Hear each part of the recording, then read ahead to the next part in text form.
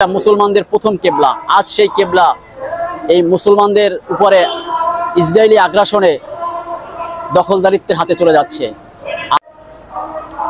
আসলে আজ আমরা যে বিষয়টা নিয়ে আসলে কথা বলতে চাচ্ছি, আপনাকে ধন্যবাদ যে আপনি যে প্রশ্ন করেছেন। এই ইসরায়েলি আগ্রাসনের বিরুদ্ধে আমাদের যে প্রতিবাদ, আসলে অত্যন্ত দুঃখ লাগতেছে, হৃদয়ে রক্তক্ষরণ হচ্ছে।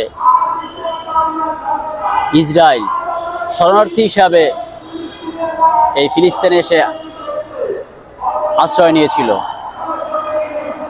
যুগের সাথে সাথে, পরিবর্তনের সাথে সাথে ওরা আস্তে আস্তে সেই উদ্বাস্তু থেকে শুরু করে ঘাঁটি গেড়ে নিজেরা আস্তে আস্তে দখলদার থেকে পরিণত হয়েছে এবং তারা দখল বাণিজ্য শুরু করে আস্তে আস্তে সেই ইসরায়েল নিরীহ ফিলিস্তিনি মুসলমানদের উপরে দিন দিন তাদের আগ্রাসন, দখলদারিত্ব বেরিয়ে যাচ্ছে।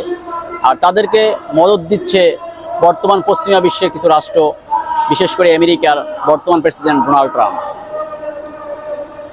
নেতানিয়াহু যে কথাটা বলতেছে বারবারই, যে গাজার নিরীহ জনগণকে তাদের বসতবাড়ি ছেড়ে অন্যথায় চলে যাওয়ার জন্য, আমি মনে করি এটা অত্যন্ত দুঃখজনক এবং লজ্জাজনক।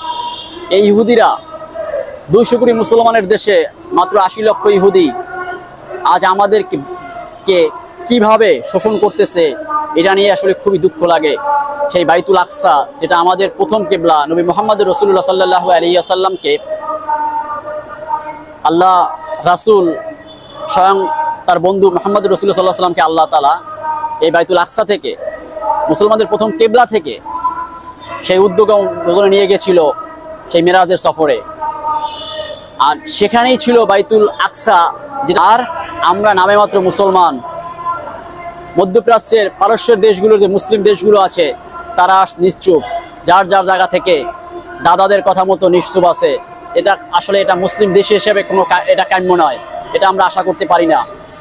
ইসরায়েল যেভাবে আগ্রাসন চালাচ্ছে, যদি আমরা মুসলমান দেশগুলো, 200 কোটি মুসলমানের দেশ, এই 200 কোটির মধ্যে যদি 100 কোটি মুসলমানও আজ প্রতিবাদ করতো, তাহলেও হয়তোবা ইসরায়েল এত বড় আগ্রাসন চালাতে পারতো না। ইসরায়েল কিছুটা হলেও আগ্রাসন থেকে সরে আসতো।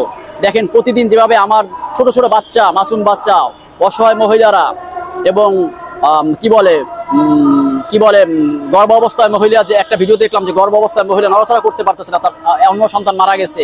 এই যে দুঃখজনক মানবতা বিরোধী অপরাধের মতো যে মারাত্মক অপরাধ করতেছে ইসরায়েল, অথচ একে মদত দিচ্ছে ডোনাল্ড ট্রাম্পের মতো পশ্চিমা বিশ্বের কোনো এক রাঘব বোয়ালের দেশ এবং রাঘব বোয়াল। আমরা তীব্র নিন্দা জানাই। একজন রাজনীতিবিদ হিসাবে, একজন সমাজকর্মী হিসাবে, একজন মানুষ হিসাবে, একজন মুসলিম হিসাবে আমি এর তীব্র নিন্দা জানাই এবং প্রতিবাদ জানাই। আমরা ধিক্কার জানাই এই ইহুদিদের উপরে, যে ইহুদিরা, এবং এই ধিক্কারের পাশাপাশি আমরা তাদেরকে বলতেছি যে মনে রাখতে হবে বদরের যুদ্ধ সহ যে যুদ্ধগুলো হয়েছিল, প্রত্যেকটা যুদ্ধেই কিন্তু স্বল্প সংখ্যক সাহাবী, স্বল্প সংখ্যক মুসলমান, লক্ষ লক্ষ হাজার হাজার সাহাবীর বিরুদ্ধে, হাজার হাজার ইহুদিদের বিরুদ্ধে লড়াই করে আমরা জয়লাভ করেছিলাম। যুগের পরিবর্তনে আস্তে আস্তে আমাদের মুসলমানদের সেই ধারা থেকে হয়তো আমরা সরে আসছি, কিন্তু বিশ্বাস, মুসলমানদের একই এবং বিশ্বাস, আশা করি ইনশাআল্লাহ এই বাইতুল আকসা, এই পবিত্র ভূমিতেই ইমাম মাহাদি আসবে এবং এখান থেকেই ইসলামের পতাকা উড্ডয়ন করা হবে। শুধু সেই অপেক্ষায়, ইমাম মাহাদির অপেক্ষা থাকলেই হবে না। আমি মনে করি আমার জায়গা থেকে, আপনার জায়গা থেকে, প্রত্যেক মুসলমানের জায়গা থেকে, এবং শুধু মুসলমান না, এটা যেহেতু একটা ইসরায়েলি আগ্রাসন, একটা ইহুদিবাদেরা মুসলমানদের উপর আগ্রাসন চালাচ্ছে, আমি মনে করি অন্য ধর্মের লোকও, যে একদম স্বাভাবিক একজন মানুষ যার বুদ্ধি বিবেক আছে, সে এটা মনে করে যে আসলে না, এরকম মানুষ হত্যা, শিশু হত্যা জঘন্যতম পাপ, জঘন্যতম অপরাধ, এটা আসলে কাম্য নয়। আরেকটা কথা না বললেই নয়, যে ইসরায়েল যে আগ্রাসন চালাচ্ছে, এই আগ্রাসন আমরা প্রতিবাদ করতেছি। আমরা মুসলমান হিসাবে আমাদের উচিত এটাকে অবশ্যই ঘৃণার সাথে প্রত্যাখ্যান করা। আর একটা কথা মেসেজ দিতে চাই, যে আমাদের দেশে গতকালকে যে ঘটনাটা ঘটছে, যে বিভিন্ন বাটার শোরুম বা ইসরায়েলি কিছু পণ্য বাটার শোরুম, তারপরে KFC-তে হামলা চালাইছে দুর্বৃত্তরা, এটা আসলে আমরা চাই না। কারণ কেন চাই না? তাদের প্রতিষ্ঠানের জায়গায় থাকুক। আমি ইসরায়েলি কোনো পণ্য ব্যবহার করব না, খাবো না, ইসরায়েলি পণ্য কিনবো না, আমি বয়কট করলাম।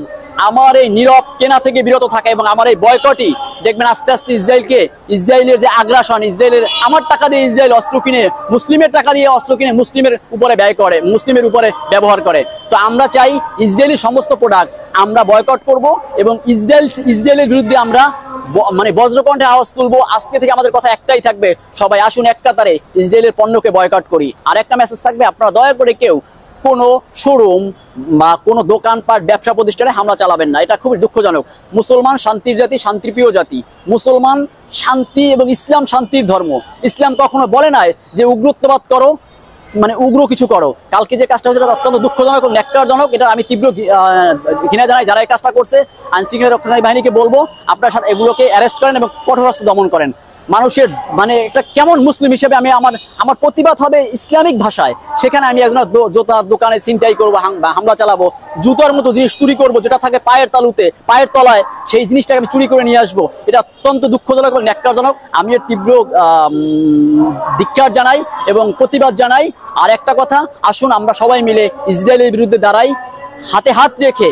সমস্ত ইসলামিক দলগুলোর প্রতি আমার আহ্বান থাকবে, আপনারা আসুন আমরা ইসরায়েলের বিরুদ্ধে প্রতিরোধ গড়ে তুলি।